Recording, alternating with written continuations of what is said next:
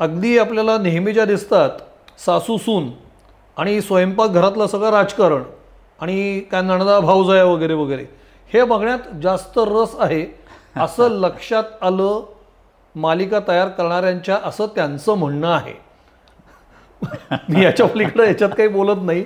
आणि हे अगदी आता उद्या आलंय शूटिंग आणि आज माणूस लिहितोय किंवा प्रसंगी सेटवर जाऊन लिहितोय असं सुद्धा तिथे दारुण आणि विदारक दृश्य असतं. पण तो व्यवसाय तसा आहे. बरोबर. ते ज्यांना आवडतं ते तिकडे जातात. मला ते आवडत नाही कारण मी तिकडे कधी जात नाही, मी जाणार आहे. मराठी प्रेक्षकाला हिंदी येणं हा पहिला भाग, भव्यता नसतं दुसरा भाग, फार ग्रेट न सुचणं हा तिसरा भाग आणि सगळ्यात महत्त्वाचा भाग चौथा असा की मराठी निर्मात्याकडे मराठी चित्रपट प्रदर्शित करण्यासाठी म्हणून जे एक वेगळं बजेट लागतं तेच नाही आहे. तू मराठीत बोल शेवटपर्यंत आणि तो जर का इतर भाषेमध्ये बोलत असला तर तू बोलणं बंद कर.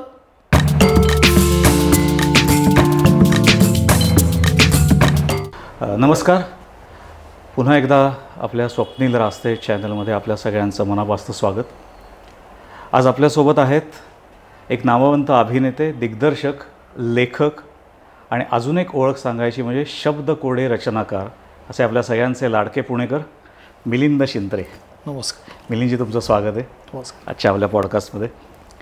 आजचा जरा थोडासा विषय वेगळा आहे कारण काय, तुम्हाला वेगवेगळ्या माध्यमातून वेगवेगळे प्रेक्षक बघत आलेले आहेत. त्याच्यामध्ये अभिनेते, लेखक, दिग्दर्शक म्हणून तर तुम्हाला ओळखतातच, परंतु मराठी भाषेचा प्रचार आणि प्रसार आणि त्याचबरोबर तुम्ही मराठी भाषेकरता दिलेलं योगदान तुमच्या माध्यमातून, भाषेकरता म्हणण्यापेक्षा भाषेचा प्रसार करण्याकरता किंवा भाषेचा प्रचार करण्याकरता, कारण तुमची एक वेगळी ओळख सांगायची झाली तर शब्दकोडे रचनाकार अशी देखील सांगितली जाते.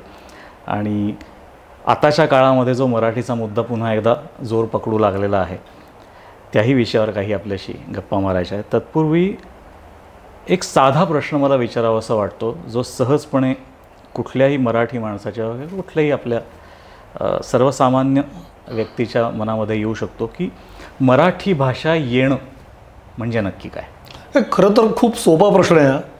ज्याला मराठी भाषा बोलता येते त्याला मराठी येतं. इतकं ते साधं सोपं आहे.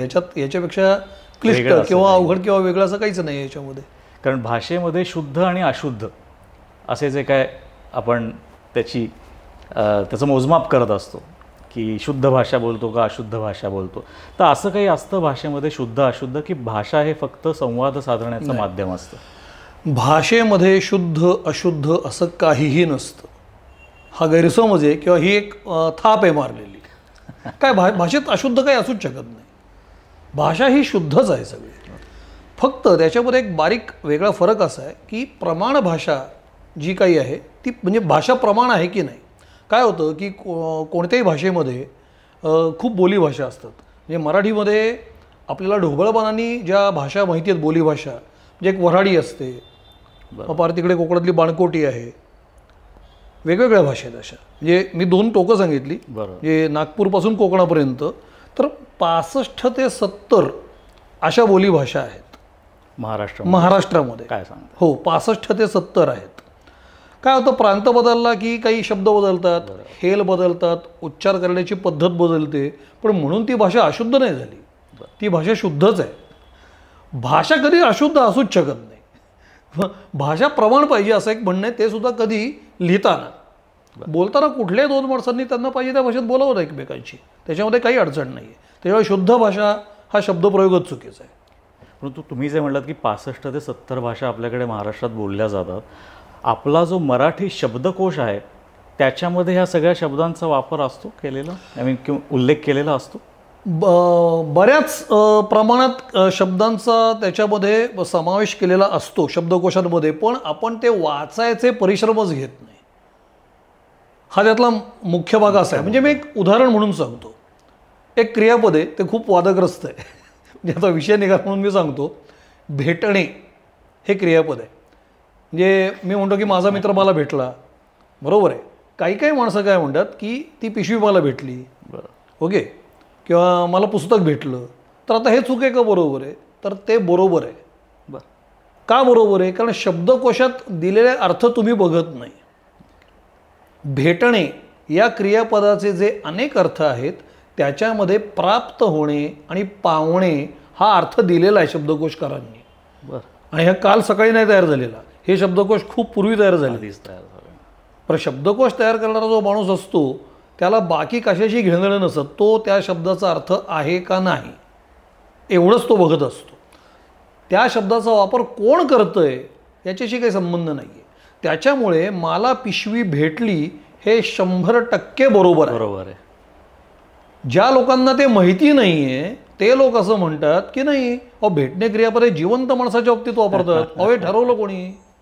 जर का 90% लोक त्या अर्थानेच तो शब्द वापरतायत आणि दुसरं म्हणजे शब्दकोशातही तो दिलेला आहे, तर मग त्याच्यात चुकीचं काय? तर त्याच्यात चुकीचं काही नाही आहे, आपल्याला तो अर्थ माहीत नाही. आणि असे हजारो शब्द आहेत. मुळात कुठल्याही माणसाला, तुला मला कोणालाही फार तर फार 2 ते 2.5 हजारच शब्द माहिती असतात. आपल्या इथे 2.25 लाख शब्द आहेत. काय सांगता? त्यातले आपल्याला 2-2.5 हजारच जास्तीत जास्त माहिती असतात. त्याच्या पलीकडे माणसाला शब्द माहिती नसतात, तो ते वापरतच नाही. म्हणजे आपलं ज्ञान त्रोटक आहे किंवा कमी आहे म्हणून हे सगळे घोळ होतात. बाकी त्याच्यात दुसरा काही चुकीचा प्रकार नाही म्हणतायत. म्हणजे त्याच्यामध्ये तुमची एक वेगळी ओळख जी सांगितली जाते ते म्हणजे शब्दकोडे रचनाकार. मुळामध्ये शब्दकोडे रचनाकार म्हणल्यावरती तुमचा स्वतःचा भाषेचा अभ्यास किंवा शब्दकोश किंवा शब्दसंग्रह हा प्रचंड असावा लागतो. अर्थात तुमचा तो असणार, कारण काय तुमच्या नावावरती काही रेकॉर्डसुद्धा आहेत. त्या रेकॉर्ड संदर्भात मला एक थोडंसं जाणून घेण्याची इच्छा आहे की एक्झॅक्टली कुठलं रेकॉर्ड आपल्या नावावरती आहे आणि एवढा प्रचंड शब्दसंग्रह तयार करताना किंवा एवढी प्रचंड मोठ्या प्रमाणामध्ये शब्दकोडी तयार करताना कशा प्रकारे त्याची तुम्ही सुरुवात केलीत आणि कशा प्रकारे ते पूर्णत्वाला नेलत? शब्दकोड हा जो प्रकार आहे तो मी खूप लहानपणापासून तयार करतोय. म्हणजे मी पहिलं शब्दकोड ज्यावेळेला तयार केलं त्यावेळेला मी 5वी होतो. मी पुण्याच्या नुमवी शाळेमध्ये होतो. तर आमच्या शाळेचा नुमवीय नावाचा एक अंक निघायचा, नियतकालिक निघायचं. तर त्याच्यामध्ये ते शब्दकोड छापून आलेलं होतं. सो तो एक लिखित पुरावा माझ्याकडे आहे की मी 5वीत असताना ते पहिलं शब्दकोड तयार केलं होतं. मला लहानपणापासून त्याची आवड आहे. याचं कारण आमच्या घरातच सगळ्यांना त्याची आवड आहे. म्हणजे माझी आई पण शब्दकोड तयार करते, माझी आजी शब्दकोडी सोडवण्यात खूप पटाईत होती. सो घरात ते वातावरण होतं. त्याच्यामुळे त्याच्यात काय माझा फार मोठा सहभाग आहे एकट्याचाच अशातला काही भाग नाही. ते आमच्याकडे वातावरणच होतं सगळं शब्दांचं, शब्दकोड्यांचं वगैरे. आणि त्याच्यानंतर मग मी एक साधारणतः मला आठवतं आहे एक 9 किंवा 10 साली, आता 2000 म्हणजे तरी 15-1 वर्ष होऊन गेली, मी सगळ्यात मोठं शब्दकोड तयार करण्याचा निर्णय घेतला. आणि मग म्हटलं आपण ते करूया. मग काही महिने त्याच्यावर काम केलं आणि ते शब्दकोड तयार केलं. त्याच्यामध्ये 60 बाय 60 या चौकटींचं ते शब्दकोड होतं. म्हणजे 3600 चौकटी त्याच्यामध्ये झाल्या. हा आकार मी का निवडला होता? कारण ते कुठेतरी छापून आलं पाहिजे. मग वर्तमानपत्र उघडल्यानंतर 2 पूर्ण पानांचा जो आकार तयार होतो तो आकार त्या शब्दकोड्याचा होता. म्हणून मग 3600 चौकटी त्याच्यात असाव्यात. साधारणतः 1350च्या आसपास त्याच्यामध्ये शब्द होते. आणि मग तो विक्रम झाला.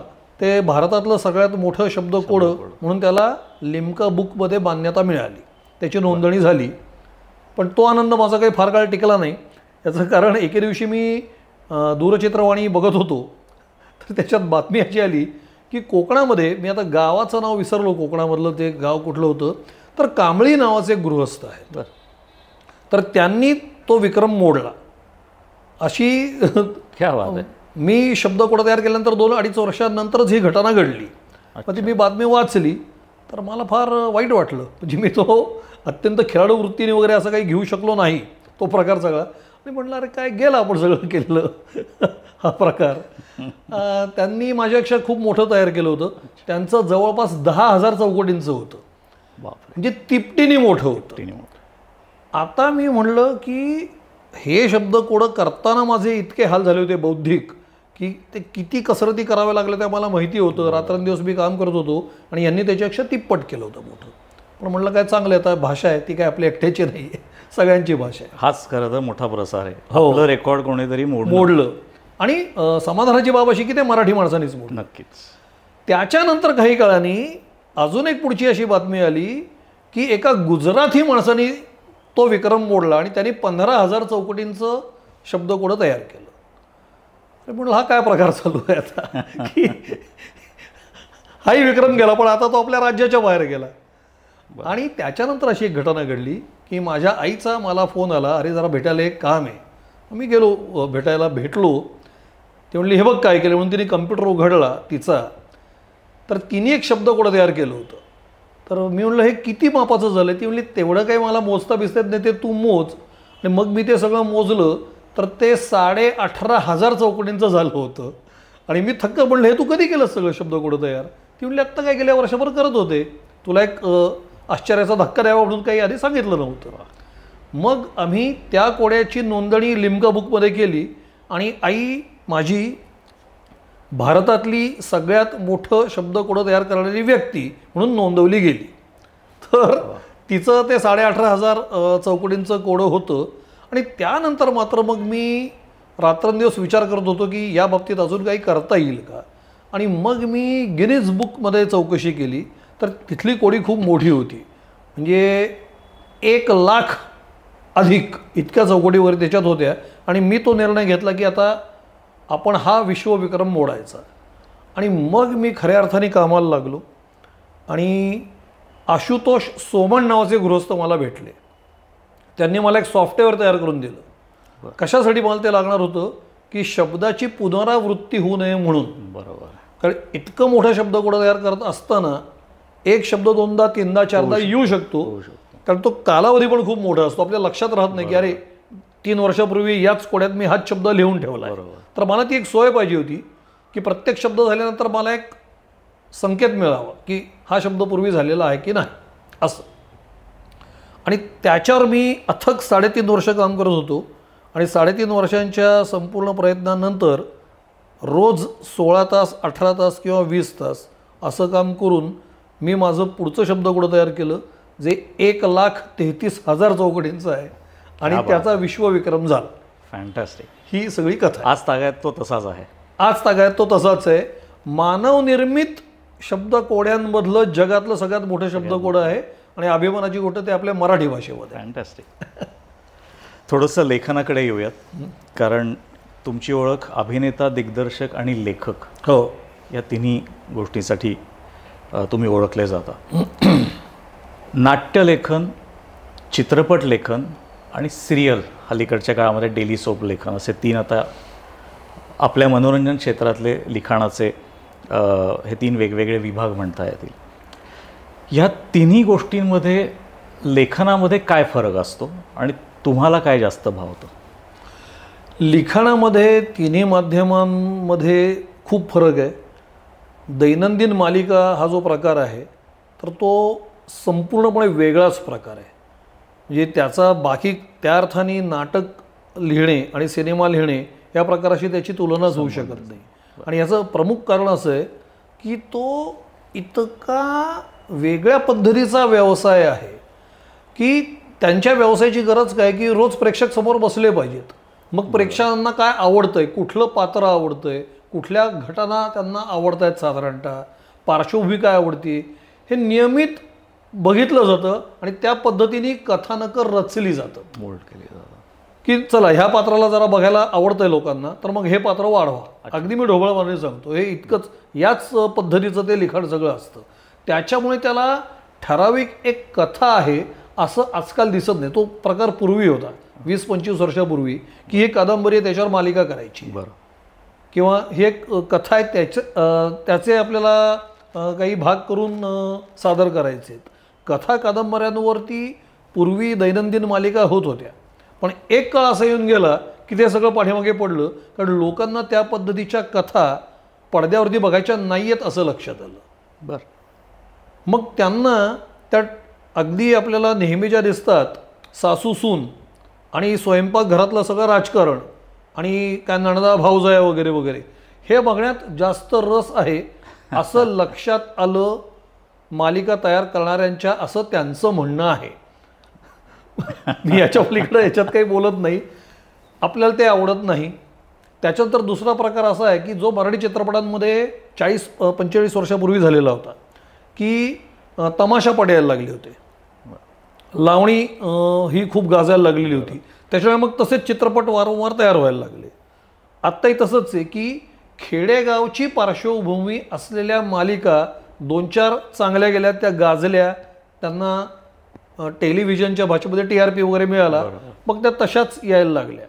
आणि ह्याचं कारण काय झालं की पांढरपेशा जो शहरातला जो समाज आहे तो सगळा नेटफ्लिक्स आणि ॲमेझॉनकडे वळला, बरोबर, किंवा OTT कडे वळला. आता तिकडचा चॉईसच वेगळा आहे लोकांचा.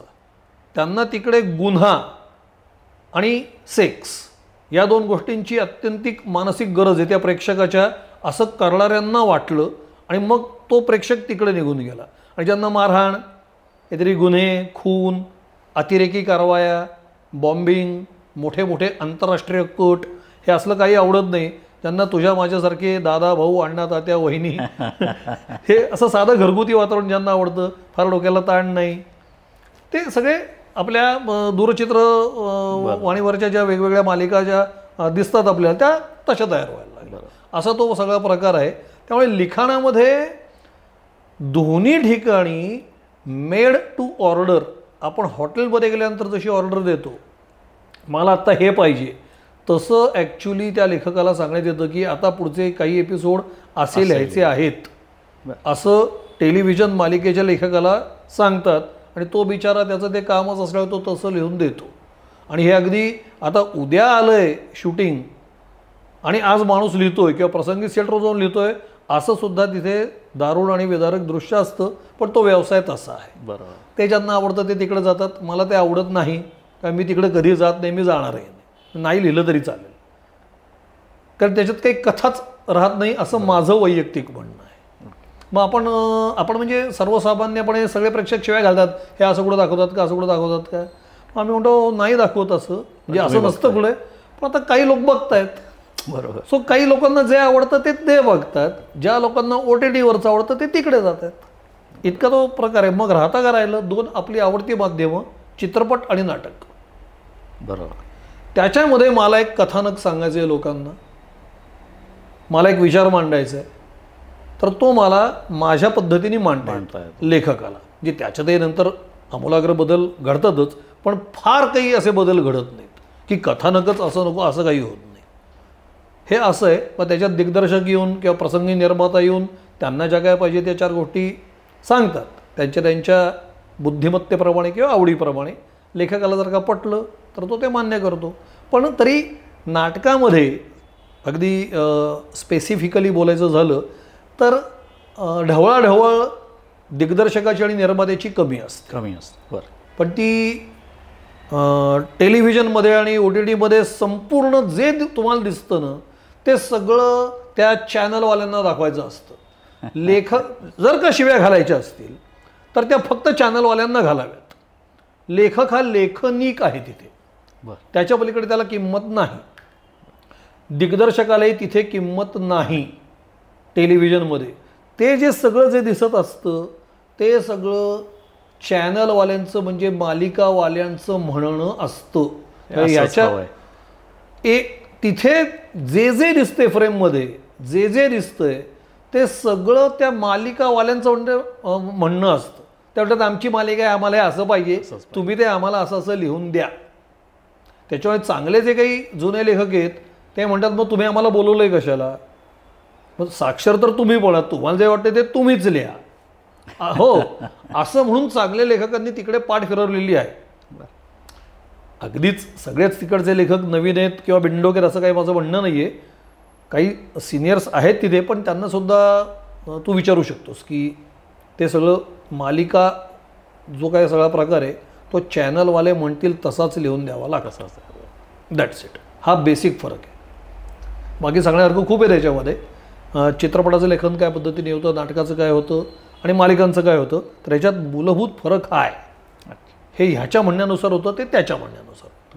अलीकडच्या काळामध्ये आपण जे अभिव्यक्ती स्वातंत्र्य म्हणतो, जे लेखकाला हवं असतं, त्याच्यावरती कधीकधी अशा प्रकारे जे तुम्ही म्हणताय की चॅनलचा असेल, निर्मात्यांचा असेल किंवा दिग्दर्शकाचा असेल, असं काही प्रेशर असतं त्यांच्यावरती की नाही आम्हाला हे पटत नाही, हे जरा थोडं बदला आणि वेगळं लिहा, असतं ना. आणि हे लेखक मान्य करतो. त्याच्या लिहिलेल्या कथेमध्ये गरजू लेखक मान्य करतो, ज्याला गरज नाही तो म्हणेल मी बदल करत नाही, आपण त्याची अक्षक करायला नको. हा शेवटी गरजेचा प्रश्न तयार होतो. काही काही ठिकाणी विशिष्ट बदल करायला सांगितलेच जातात. मग लोकांची भावना काय, कारण शेवटी हे जे सगळं आहे ना, नाटक किंवा चित्रपट किंवा सिरियल्स, हे आहे प्रेक्षकांसाठी. तर एखाद्याने फारच काहीतरी खळबळजनक लिहिलं ते बघितल्यानंतर आता दगडफेकच होईल अशी जर का भीती असेल तर मग अरे तू कशासाठी करतोयस हे? बरोबर. एवढं काय तुला जागतिक सत्य सांगायचं आणि याच मालिकेतनं किंवा याच चित्रपटातनं सांगायचं आहे, तर हे टाळूया आपण. आणि ते तसं माझं वैयक्तिक मत आहे, असं टाळलेलं बरं. उगाचच प्रेक्षकांच्या भावनांशी खेळायला जायचं. बरं तू खेळ भावनांची, तू तुकाराम आहेस का? तू संत तुकाराम नाहीस, तू संत एकनाथ नाहीस, तू संत रामदास नाहीस, तू ज्ञानेश्वर नाहीस, मग तू कशाला काय लोकांना शिकवायला जातोयस? तू पोट भरूच लेखक आहेस. मग निदान लोकांच्या भावनांशी खेळू नकोस, कारण आधीच समाजामध्ये खूप सगळं छान शांतता आहे, अशातला काही भाग नाही आहे. त्याच्यामुळे लोकांच्या भावना अशा उद्दीपित पावतील असं तुम्ही लिखाण करूच नका. तुम्हाला एवढं काही समाजाचं पडलेलं नाही आहे. तुम्ही लोकांना जे आवडेल, छान छान वाटेल, कुठे भांडण होणार नाहीत असं लिहा. इतकं साधं सोपं आहे ते. तुमच्या लिखाणामुळे कशाला भांडणं व्हायला पाहिजेत, असा मुद्दा आहे तो. एखादी कथा घेऊन त्या कथेवरती चित्रपट निघालेले आपण बघितलेले आहेत. हो. किंवा एखाद्या कादंबरीवरती चित्रपट निघाला आहे किंवा नाटक निघालेलं आहे. हो. अशा वेळेस मूळ कथेपासून त्याचा कथा विस्तार करण्यासाठी किंवा त्याची पटकथा संवाद लिहिण्यासाठी लेखकाची कुठल्या ना कुठल्या तरी लेखकाची निवड त्यावेळेस केली जाते. कुठल्या निकषांच्या आधारावरती ती केली जाते? निकष म्हणजे साधारणतः कोणत्या पद्धतीचं लिखाण आहे. ऐतिहासिक लिखाण आहे का? ओके, ऐतिहासिक लिखाण आहे. कौटुंबिक काही आहे का? कौटुंबिक काही लिखाण आहे. काही सस्पेन्स थ्रिलर किंवा आपण ज्याला क्राईम म्हणतो, गुन्हा क्षेत्राशी संबंधित काही आहे का? तर तसं काही लिखाण आहे. असे वेगवेगळे जॉनर्स ठरलेले असतात. ह्युमरस काही आहे का, म्हणजे विनोदी काही आहे का? तर असे लिहिणारे वर्षानुवर्षाचे लेखक ठरलेले असतात की अमुक एक लेखक आहे तो ऐतिहासिक लिहितो, अमुक एक आहे तो फक्त विनोदी लिहितो, अमुक आहे तो फक्त कौटुंबिक लिहितो, अमुक एक आहे तो वैचारिक लिहितो. वसंत कानेटकरांसारखा नाटककार की जो हे सगळं लिहायचं. हां, आणि म्हणजे इतका श्रेष्ठ नाटककार व्यावसायिक रंगभूमीवर झालाच. म्हणजे 50पेक्षा अधिक नाटकं ज्याची सुपरहिट आहेत आणि ज्याचे जॉनर्स वेगवेगळे आहेत. म्हणजे कानेटकरांनी ऐतिहासिक पण लिहिलं, विनोदी पण लिहिलं, सामाजिक लिहिलं, सर्व प्रकारची लिहिली त्यांनी नाटकं, आणि जी ग्रेट होती, ऑल टाईम ग्रेट म्हणता येतील अशी त्यांची अनेक नाटकं आहेत. पण असे नाटककार खूप कमी असतात. तीच गोष्ट चित्रपटांच्या बाबतीतली, की एखाद्या माणसाचा जॉनर काय, तो काय पद्धतीचं लिहितो तसं त्याला बोलवलं जातं. मूळ कथेमध्ये बरेच वेळा बदल करण्याची वेळ येते. अशा वेळेस जो मूळ कथाकार असतो की ज्याने ती कथा लिहिलेली आहे किंवा ज्याने ती कादंबरी लिहिलेली आहे, त्याच्याकडनं कुठली आडकाठी किंवा त्याच्याकडनं कुठले ऑब्जेक्शन्स वगैरे निर्माण होऊ शकतात किंवा झालेले आहेत आत्तापर्यंत कधी? अनेकदा होतात. माझ्याच बाबतीतला एक किस्सा आहे, तो सांगतो. फार जुनी गोष्ट आहे, म्हणजे एक 15-20 वर्ष झाली असतील.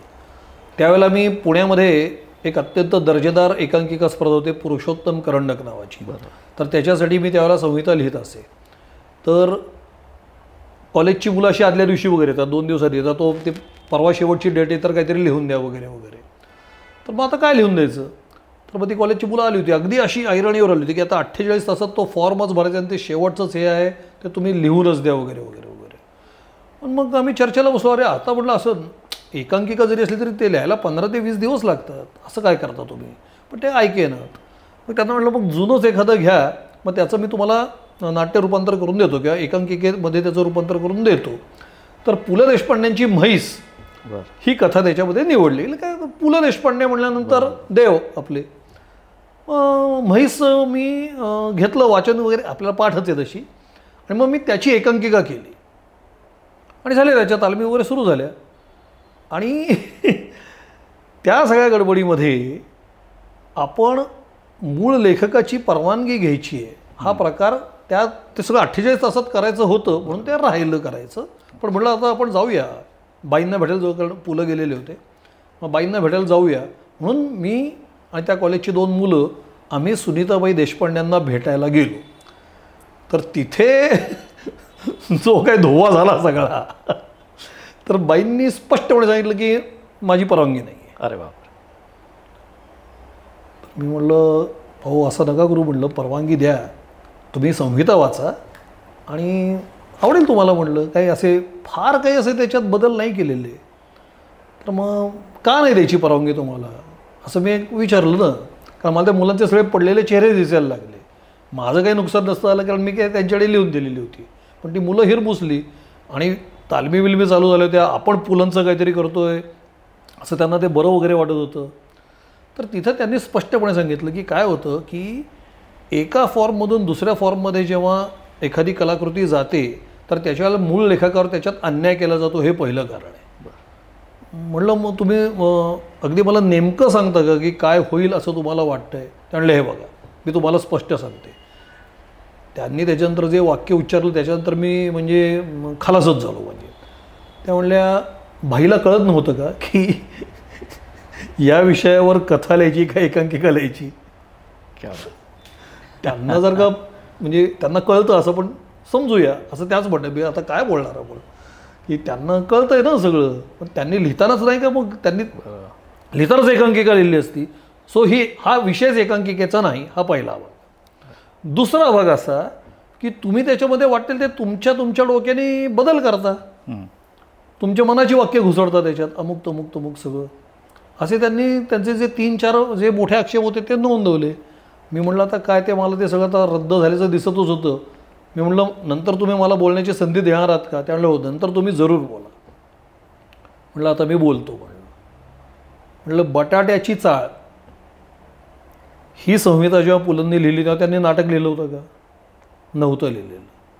मग ते नंतर कोणाला तरी वाटलं की ह्याचं नाटक होऊ शकतं. सो फॉर्म हा मुद्दा असू नये असं मला वाटतं. बटाट्याची चाळ लिहिताना नाटक म्हणून लिहिलेलं नव्हतं पुलंनी, त्याचं नंतर नाटक झालं. ते चंद्रलेखीने त्यावेळेला केलेलं होतं. माझ्या आठवणीप्रमाणे दिलीप प्रभावळकर होते त्याच्यामध्ये. म्हटलं हे पुलं असताना झालेलं आहे. त्यामुळे मला असं वाटतं की फॉर्म हा विषय नसावा. दुसरा मुद्दा राहिला की बदल. आता तुम्ही मला सांगा की पुरुषोत्तम करंडक स्पर्धा ही गेली 40-50 वर्ष सुरू आहे. 40 वर्ष त्यावेळेला झालेलीच होती. त्यांचे काही नियम आहेत. त्यांचा प्रमुख नियम असा आहे की रंगमंचावरती 16च माणसात त्यांनी मान्य केलेली आहेत. अलाउड 16च माणसं आहेत, त्याच्यापेक्षा जास्त माणसं आत जाऊ शकत नाहीत. म्हैसमध्ये साधारणतः 63 माणसं आहेत. आता हे कसं काय करायचं म्हणलं. सो हा बदल मला करावाच लागेल, नाही तर एकांकिका करता येणार नाही मुलांना. म्हणलं हा बदल करावा. आणि तिसरा सगळ्यात महत्त्वाचा मुद्दा, म्हैस या एकांकिकेत म्हणलं म्हैस नसणार आहे म्हणलं, कारण मी म्हैस कुठून आणू स्टेजवर. बरोबर. सो असे मला बदल करावेच लागतील. आणि चौथा राहिला दर्जाचा प्रश्न, जो तुम्ही म्हणला होता तो मला मान्य आहे. पण म्हणलं नवीन मुलं आहेत, त्यांनी काही केलं तरी त्यांना पुलंचा दर्जा मिळणार नाही. सो मी तुम्हाला वचन देतो की हे दर्जाहीन होणार आहे. हा फॉर्म बदलला जाणार आहे. पात्रसंख्या खूप कमी होणार आहेत. पण मग मुलांनी पुलंचे शब्द कधी बोलायचे. बाईंना ते पटलं आणि त्यांनी परवानगी दिली. पण त्यांनी ते समजून घेतलं. सगळी मुलं आहेत, त्यांना माझंही म्हणणं पटलं असावं, नाही तर त्यांनी परवानगी दिली नसती. पण असं दरवेळेला प्रत्येक मोठ्या लेखकाच्या बाबतीत होतं. त्याला त्यांनी जे काही लिहिलेलं आहे त्याची मोडतोड झालेली त्याला बघवत नाही, कोणालाच बघवणार नाही. त्याच्यामुळे जर का समोरची माणसं प्रामाणिक असतील आणि तेवढे कष्ट घ्यायला त्यांची तयारी असेल तर मोठे मोठे लेखकसुद्धा परवानग्या देतात. पण जर का लक्षात आलं की समोर काही घडणार नाही आहे, ते चुकीचंच घडणार आहे, तर मग उगाच मोडतोड कशासाठी करायची, असा लेखकांचा दृष्टिकोन असतो. मग अशी बोलता बोलता तुम्ही वेबसिरीजचा उल्लेख केलात की वेबसिरीजमध्ये दाखवला जाणारा कंटेंट अलीकडच्या काळामध्ये त्याच्यामध्ये काही शिव्यांचा वापर केला जातो, किंवा जे तुम्ही सांगितलं मगाशी की फिजिकल रिलेशन, सेक्स हा एक मुद्दा त्याच्यामध्ये प्रकर्षाने जाणवतो. आपण ज्यावेळेस एखाद्या मराठी चित्रपटाचा असेल किंवा हिंदी चित्रपटाचा असेल प्रमोशन करतो की याच्यामध्ये हा असा असा चित्रपट आहे आणि आपण आवर्जून थिएटरमध्ये जाऊन तो बघावा, ते आपण करत असतो कारण काय त्याचं कलेक्शन तितकं व्हावं. वेब सिरीजच्या बाबतीत तसा मुद्दा फारसा नसतो, कारण आपण घर बसल्या ते बघत असतो. अशा वेळेस हा कंटेंट वेबसिरीजमध्ये वापरण्याचं कारण काय असावं. पहिला मुद्दा, का कथानकच उरलं नाही आहे म्हणून या गोष्टी दाखवायला लागतात असं काही आहे. नाही, खरं तर तसं नाही आहे. कथानकं खूप आहेत.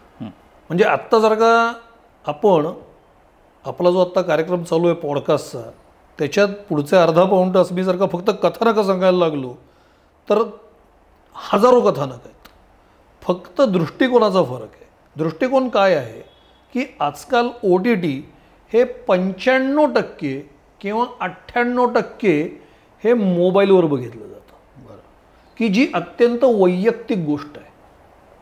पूर्वी कसं होतं, आपण लहान असताना आई बाबा आजी आजोबा काका शेजारी पाजारी तात्या खंडू चिमण्या बाब्या असे एका खोलीमध्ये 40 जण टीव्हीच्या समोर बसलेले असायचे आणि टीव्ही पाहणं हा सामुदायिक असा कार्यक्रम असायचा.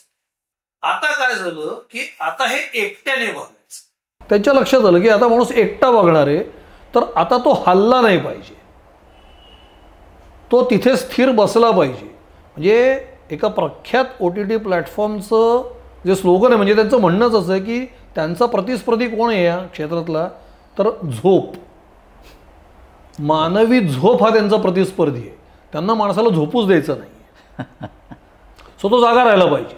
मग तो उद्युक्त होईल, साध्या भाषेत चळेल असं काहीतरी त्यांना दाखवावं असं वाटतं. आणि मग ते सिद्धही झालं. कोट्यावधी लोक ते बघत बसले, कारण जी गोष्ट चर्चा करता येत नाही, कोणाशीच बोलता येत नाही, खूप ऑकवर्ड वाटतं, अवघड वाटतं, बघायचं तर असतं, अशा सगळ्या गोष्टी त्यांना मिळायला लागल्या.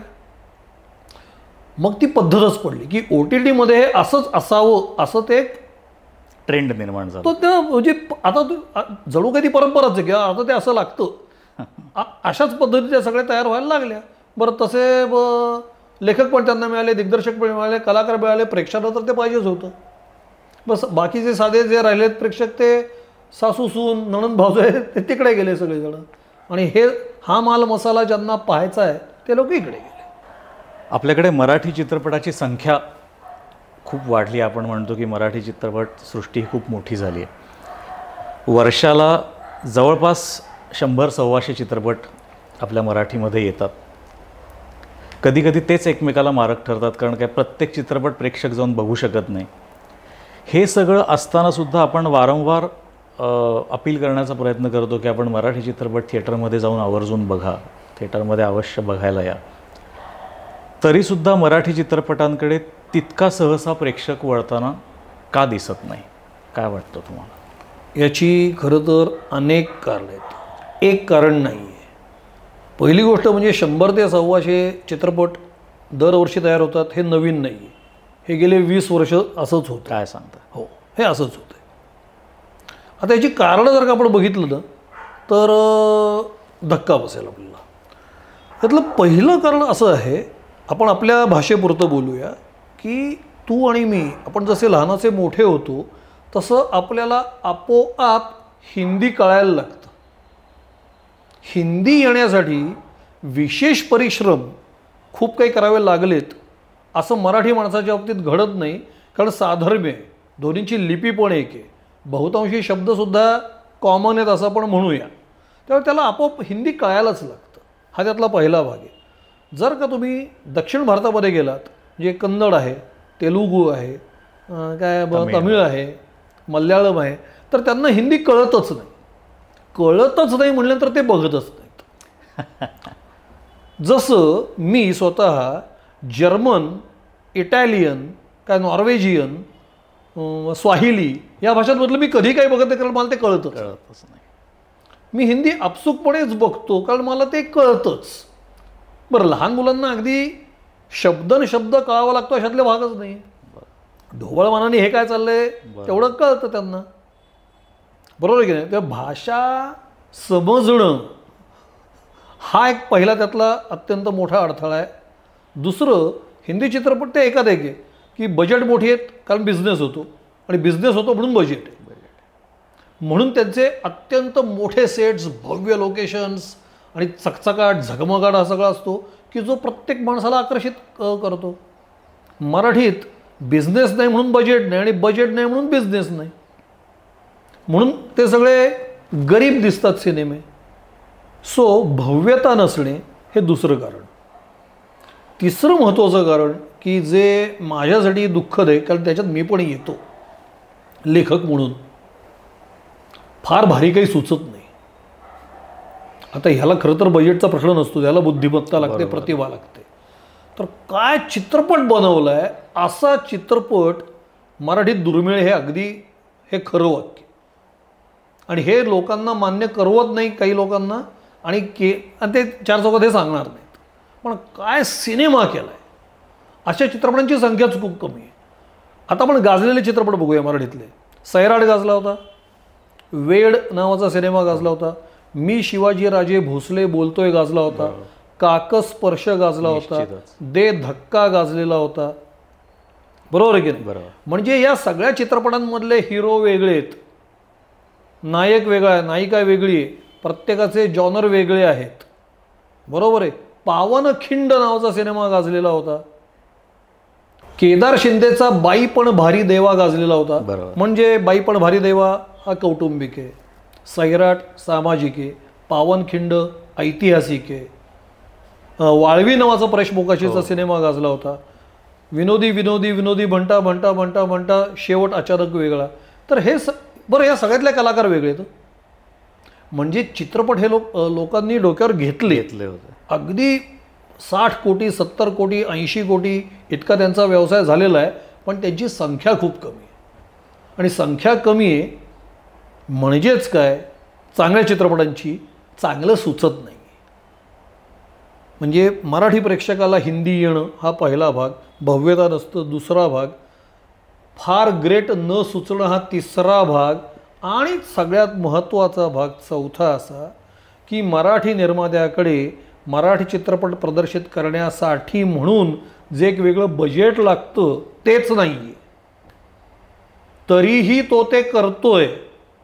म्हणजे आपण दोघांनी ठरवायचं की आज आपल्याला उच्च प्रतीचं म्हणजे किंवा महागडं जेवायला जायचं आहे, म्हणून आपण कुठल्या तरी पंचतारांकित हॉटेलमध्ये गेलो 70 रुपये घेऊन. आपल्या दोघांचे येऊन 140 झाले, पाण्याची बाटली पण येणार नाही, तरी आपल्याला तिथंच जेवायचं. 90% निर्मात्यांना वेगळं काही असं प्रमोशनसाठीचं बजेट असतं, मार्केटिंगचं बजेट असतं हेच माहीत नाही. ज्यांना माहिती आहे तर ते धकवून देण्याच्या प्रयत्नात आहेत. कसा चित्रपट चालेल, तो असा चित्रपट आला हे लोकांना माहितीच नाही आहे. बरं, तिकडे हिंदीतले मोठे लोक 30 कोटी रुपये प्रमोशनवर लावत आहेत, त्याच्यात आपल्या 30 फिल्म होतात तिकडे. खरी गोष्ट आहे. सो जे बजेट चित्रपटासाठी आवश्यक आहे तेच तुमच्यापाशी नाही आहे, त्याच्यावर तो चित्रपट पोचत नाही, तो फार दर्जेदार नाही आहे.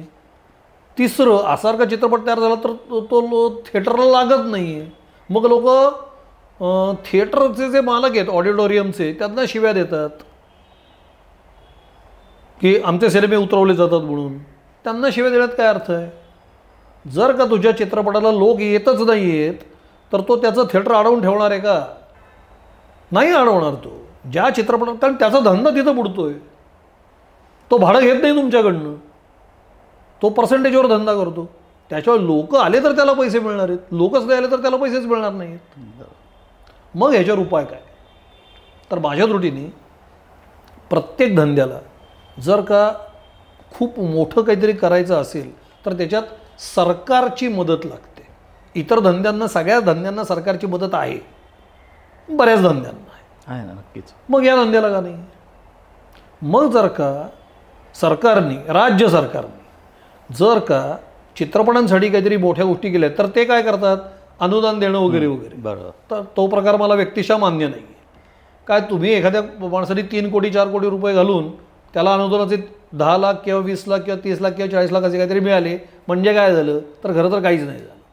मग त्याने चित्रपटाला खरोखर मदत होती आहे का? तर माझ्या दृष्टीने ही मदत खूप अपुरी आहे. तुम्ही जर का मराठी चित्रपटाला बरे दिवस आणायचे असतील तर तुम्ही जिल्ह्यात तालुक्यात ऑडिटोरियम उभी करा. सरकारी जागा आहेत, सगळ्या सरकारी जमिनी आहेत, त्या कॉर्पोरेशनच्या असतील किंवा राज्य सरकारच्या असतील. मुंबईसारख्या ठिकाणी 100, पुण्यासारख्या ठिकाणी किमान 50 आणि बाकीची मोठी जी सेंटर्स सगळी आहेत तालुक्याला ऑडिटोरियम उभी करा. असं करा की तिथे फक्त मराठी चित्रपटच लागले पाहिजे. बरोबर. आणि तिथे तिकीट हे अत्यल्प ठेवा.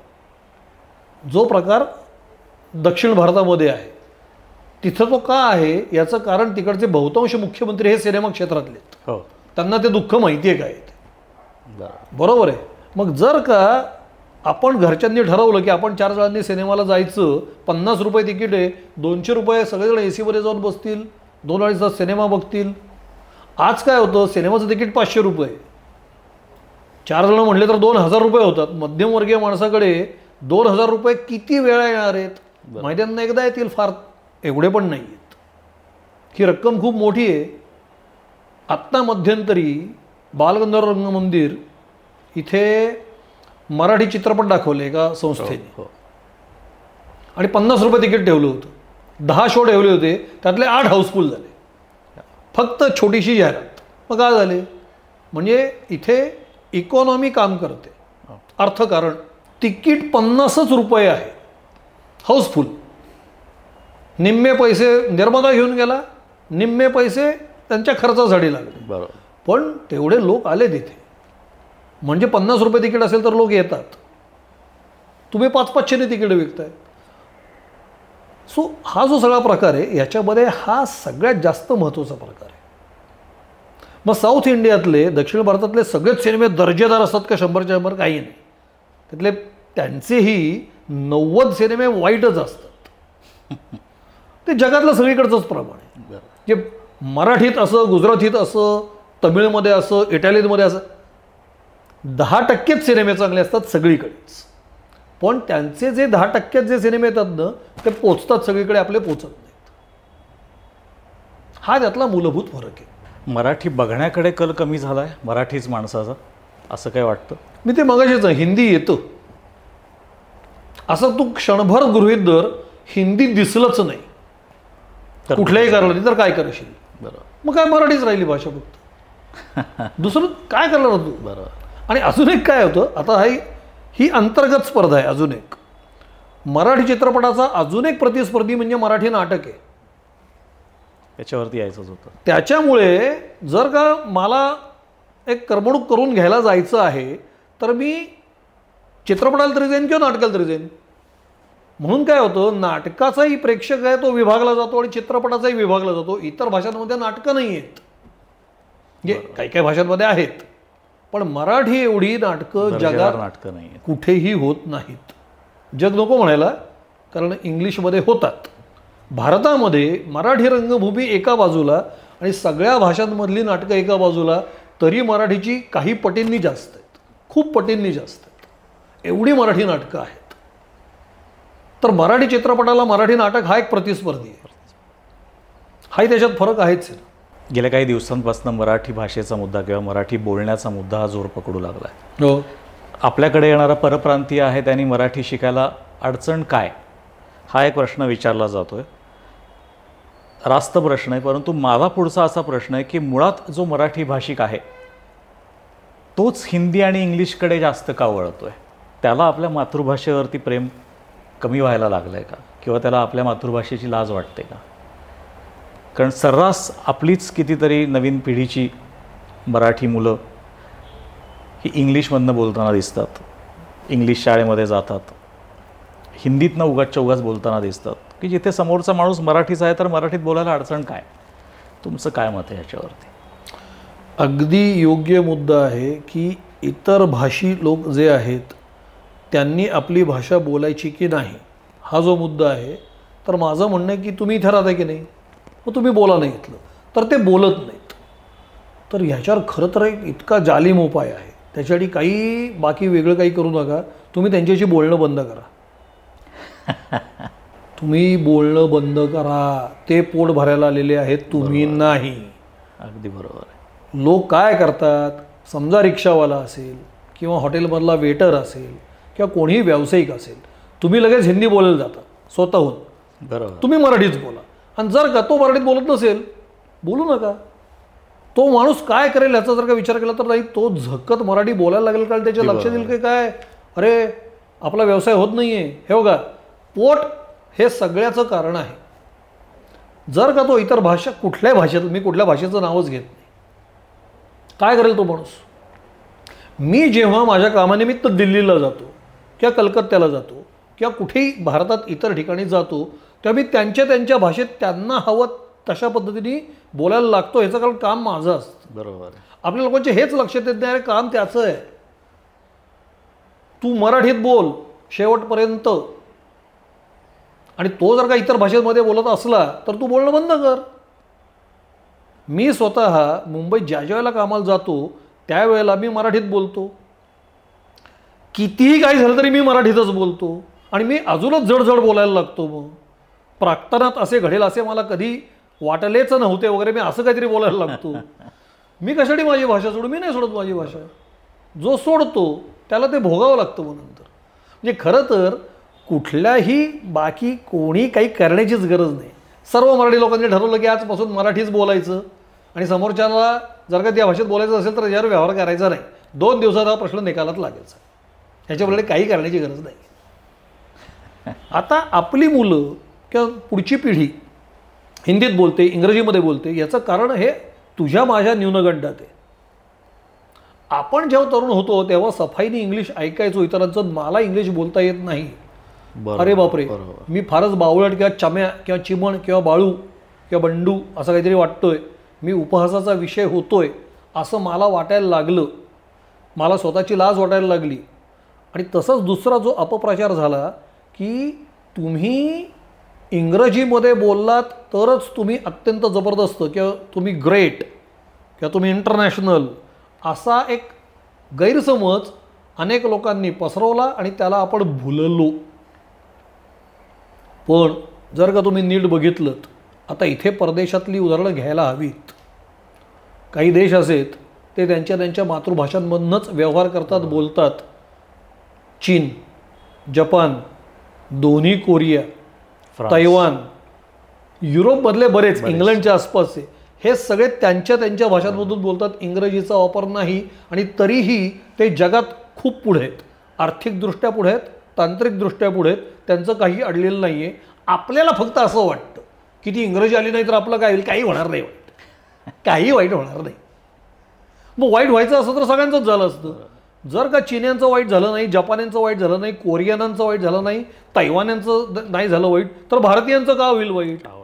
हा न्यूनगंड आहे. एक आमचे विद्वान मित्र म्हणले, मग इंग्रजीमधलं साहित्य तुम्हाला वाचायला नाही मिळणार. म्हटलं नको मिळू देत, आम्ही तुकाराम वाचू आयुष्यभर. इंग्रजी साहित्य वाचायला मिळत नाही, ठीक आहे, नाही मिळालं, मग अजून पुढं काय झालं? तर लोक आपापल्या परीने अपप्रचार करत असतात आणि ती भाषा ठोकण्याचा प्रयत्न करत असतात. परंतु ह्याला काहीही कोणताही तात्विक आधार नाही. मातृभाषेत जर का तुम्ही शिकलात तर तुम्हाला छान समजतं, उत्तम पद्धतीने मेंदूत साठवलं जातं आणि तुम्हाला दैनंदिन वापरामध्ये ते सगळं ज्ञान आणता येतं. साधं उदाहरण आहे, साधं म्हणजे खूप मोठं आहे. ज्ञानेश्वरी. मग का ज्ञानेश्वरी?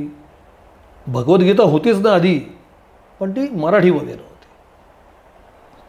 तो जो सगळा ठेवा आहे तो ज्ञानेश्वर माऊलींनी मराठी भाषेत आणला. याच्यातनं कळायला पाहिजे. आणि दुसरं तेवढंच किंवा त्याच्यापेक्षा एक जरा वरचं उदाहरण छत्रपती शिवाजी महाराजांचं आहे. छत्रपती शिवाजी महाराज जेव्हा राजे झाले त्यानंतर मराठीतला पहिला शब्दकोश त्यांनी तयार करून घेतलेला आहे. बरोबर. का घेतला करून? कारण त्यांना माहिती होतं आपली भाषा किती महत्त्वाची आहे आणि ती कशी सगळीकडे पुढे गेली पाहिजे ह्याचं महत्त्व महाराजांनाही होतं. म्हणूनच त्यांनी तो शब्दकोश तयार करून घेतला. तुम्ही मला असे राज्यकर्ते सांगा कुठे आहेत? म्हणजे इतकं बारीक लक्ष होतं महाराजांचं. तर ते का? कारण आपली भाषा, आपल्या भाषेतनं सगळं सुरू झालं पाहिजे. कारण अनेक फारसी शब्दांचा प्रादुर्भाव तोपर्यंत मराठीत झालेला होता. मग ते मोडून काढायचं होतं सगळं, म्हणून आपली भाषा. सो संत ज्ञानेश्वर असतील किंवा छत्रपती महाराज पण असतील, त्यांना भाषेचं महत्त्व माहिती होतं, आपण विसरलो. बाकी काही नाही.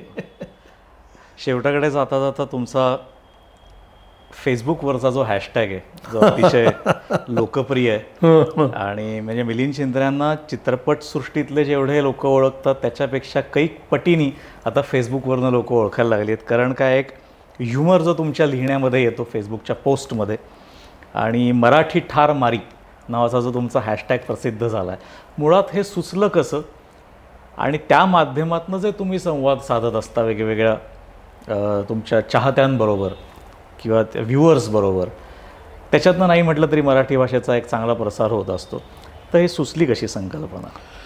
सुचली कशी, मग काय झालं माहिती आहे का, की जिथे नजर टाकू तिथे चुकीचं मराठी दृष्टीच यायला लागलं. टेलिव्हिजन बघा, वृत्तवाहिन्या असतात, त्यांचे बातमीदार असतात, ते इतकी तेजपुंज लोक धरून आणलेले आहेत की विचारायची सोय नाही. खालती स्क्रोल असतं, त्याच्यामध्ये त्यांनी काही काही लिहिलेलं असतं. मुख्यमंत्रीच्या ठिकाणी पूर्वी एकदा मुख्यमंत्री असं लिहिलेलं होतं. बरोबर आहे, म्हणजे मी अगदी ढोबळ चुका सांगतोय. वृत्तपत्र, प्रत्येक वर्तमानपत्र, प्रत्येक दूरदर्शनची मालिका म्हणा, प्रत्येक बातमीदार, शिक्षण जे क्षेत्र आहे आपलं, त्यातली सगळी पुस्तकं, अरे सगळीकडे चुकाच चुका आहेत. आणि मग मी चौकशी केली, मग मी संपादकांना फोन करायला लागलो. तर मला संपादकांनी, बऱ्याचशा वृत्तपत्रांच्या संपादकांनी मला सांगितलं आहे की आमच्याकडे आता प्रूफ रीडर हे पदच नाही. एवढे कोटी रुपये, एवढा सगळा व्यवसाय मोठा करून यांच्याकडे 12,000 रुपयाचा प्रूफ रीडर नाही आहे. हे केविलवाणं आहे फार. म्हणजे मग मला असं लक्षात आलं, हे लोक मराठी मारायला बसलेले आहेत. मग तिथून मराठी ठार मारीचा जन्म झाला. या सगळ्याचं श्रेय या लोकांना आहे. आणि मग सारी माणसं आहेत तुमच्या आमच्यासारखी, जाहिरातदार आहेत, अरे सगळेच मराठीच्या चुका करतायत. परवा एकानी मैत्रिणीचं वर्णन करताना ती सुंदर देखणी लाघवी होती च्या ऐवजी सुंदर देखणी लघवी होती. आता स्वतःच्या मैत्रिणीला लघवी म्हणलेले आहेत गृहस्थ. आता काय करायचं? हसून सोडून द्यायचं काय? लिखाणामध्ये घाई होतीये. जे तुम्ही न्यूज चॅनलवरचं बोलतात की ब्रेकिंग न्यूज देण्यामध्ये आपण काय लिहितोय किंवा खालती काय टॅगलाईन येते, याच्या घाईमुळे या चुका घडतायत का कशा? का मुळातच घाई म्हणजे आपण लिहिलेलं एक वाक्य वाचायला किती सेकंद लागतात? 8 वर्ष लागत आहेत का तुम्हाला? मी काय लिहिलं हे वाचा, तुम्ही वाचा ना स्वतःच्या डोळ्यांनी. आपल्याला लहानपणी आई वडील जे सांगायचे ना, उत्तरपत्रिका लिहिताना पहिलीपासून एकदा पेपर तपास, परत एकदा, त्याच्यामध्ये आपल्या बहुतांश चुका नष्ट झालेल्या असतात. परत बघणे एकदा हाच प्रकार नाही आहे. मग ब्रेकिंग न्यूजच्या आला मी, चला ब्रेकिंगच न्यूज द्यायची आहे तुला, तर एखादी चूक झाली समजा, अरे तू 24 तास चुकतोच आहेस. जे तुझी ब्रेकिंग न्यूज असो किंवा नसो, तुझ्या चुका होतातच. मग आता काय करायचं? भाषे काय ना, मी चुकलो लिहिताना तरी काही बिघडत नाही, मी मरत नाही, माझं काही अडत नाही, मी उपाशी राहत नाही. आणि काय झालं तर झालं, या एका निगरगट्ट संकल्पनेपायी हा सगळा भाषेचा ऱ्हास आहे. खरं तर तो भाषेचा ऱ्हास नाही, तो आपला ऱ्हास आहे. शेवटी काय भाषा काय म्हणजे, भाषा म्हणजे कोणी असं जिवंत माणूस नाही आहे. ते आपण सगळे मराठी आहोत, तर मग आपणच काहीतरी केलं पाहिजे ना भाषेसाठी. जाता जाता आपण काय अपील करू इच्छिता आपल्या तमाम महाराष्ट्रातल्या जनतेला की आपली मराठी भाषा टिकवण्यासाठी आपण काय प्रयत्न केले पाहिजेत? मला एकच वाटतं, मराठी भाषा टिकवणं वगैरे हे खूप मोठे शब्द झाले, मोठं वाक्य झालं. पण आपल्याला आपल्या भाषेसाठी खरोखरच काही करायचं असेल ना, एक अगदी छोटं सांगतो की तुम्ही रोज एका माणसाकडनं क ते ज्ञ ही मुळाक्षर म्हणून घ्या. बघा त्याला म्हणता येतात का? ABCD म्हणता येईल लोकांना. जे हे वॉशिंग्टनला किंवा न्यूयॉर्कला वाढलेले लोक नाहीत, हे इथे वाढलेले आहेत लोक, पण त्यांना ABCD येईल. आपली मुळाक्षर येतात का बघा, क ते ज्ञ, आणि म्हणायला लावा. हे खरं तर खूप सोपं काम आहे. याला काही फार खर्च नाही, याला फार वेळ लागणार नाही, काहीच होणार नाही. हा पहिला मुद्दा. दुसरा मुद्दा, उद्यापासून किंवा या क्षणापासून रेटून मराठी बोलायला सुरुवात करा. बोलीभाषा कुठली असू देत, ग्रामीण असू देत, शहरी असू देत, नागपूर साईडची असू देत, जळगावकडची असू देत, कोल्हापूरची असू देत, कुठल्याही जिल्ह्यातली, कुठल्याही तालुक्यातली असू देत, काहीच त्याला अडचणच नाही आहे काही. रेटून मराठी बोला आणि समोरच्याला बोलायचा आग्रह करा, एवढंच. क्या बात आहे. मराठी भाषेचं महत्त्व सांगताना अनेक वेगवेगळ्या गोष्टी उलगडल्या आणि ह्या पॉडकास्टमधनं काहीतरी महाराष्ट्रातल्या माणसाला, मराठी माणसाला काहीतरी वेगळं मिळेल अशी एक स्वप्न दाखवलीत.